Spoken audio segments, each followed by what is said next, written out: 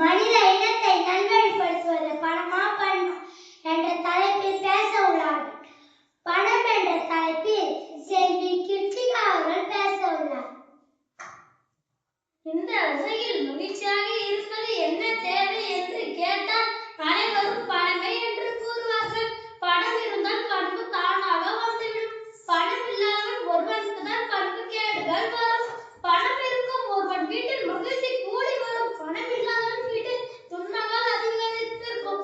அந்த காலத்துல சொன்னாங்க பணம் பாதாளம் வரை பாயும். ஆனா இந்த காலத்துல பணம் விண்வெளிக்கு வரை பாயும். சேட்டிலை பல கோடி ரூபாய் செலவு பண்ணி நம்ம விண்வெளிக்கு அனுப்புறோமே. அதனால்தான் இந்தியாவை பார்த்து வல்லரசு நாடுகள் உலக நாடுகள்லாம் வியக்கின்றன. நான் இப்படி சொல்லி நிறைவு செய்கிறேன். மாண்புமிகு நடுவர் அவர்களே, பணம் பத்தும் செய்யும். பணம் இருந்தால் எதை வேண்டும் அடுத்து பண்பு என்ற தலைப்பில் செல்வி சஞ்சனா அவர்கள் பேச உள்ளார். அனைவருக்கும் வணக்கம். மகிழ்ச்சி எப்படி தீர்மானிக்கப்படுகிறது? மனதினால் தீர்மானிக்கப்படுகிறது. நல்ல பண்பு இருந்தால் மகிழ்ச்சியாக வாழலாம்.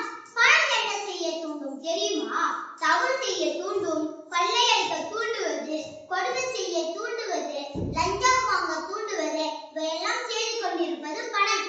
ஒரு அப்பா தன் பையனுக்கு காலேஜ்ல ஃபீஸ் கட்ட தன் நண்பர்கிட்ட பணம் கேட்டாங்க. அந்த நண்பரும் தேவையான பணத்தை கொடுத்தாங்க. அந்த அப்பாவும் தன் பையனுக்கு காலேஜ்ல ஃபீஸ் கட்டுனாங்க. அந்த அப்பா கையில பணம் வந்ததுமே தன் நண்பர் கிட்ட நன்றி கூறி கொடுத்தாங்க. இந்த செயலில் கூட நன்றிகை என்ற பண்புகள் இருக்கின்றன. மாடி மனை கோடி பணம் வாகனம் வாழ்வினில் ஒருவனுக்கு தருவதில்லை இன்பம். மாடி மனை கோடி பணம் வாகனம் ஜம்பம் வாழ்வினில் ஒருவருக்கு வருவதில்லை இன்பம் அப்படின்னு பாடியிருக்காங்க. காமராஜரை இன்றளவும் நாம் நினைத்து பார்ப்பதற்கு காரணம் அவரின் பண்பே ஆகும். பண்பே நிலைத்து நிற்கும். அழியாக்கு உழைத்தவர். நன்றி. இறுதியாக பண்பு என்ற தலைப்பில் செல்வி நிதிஷா அவர்கள் பேச வருகிறார். அனைவருக்கும் வணக்கம். ஒரு சில நல்ல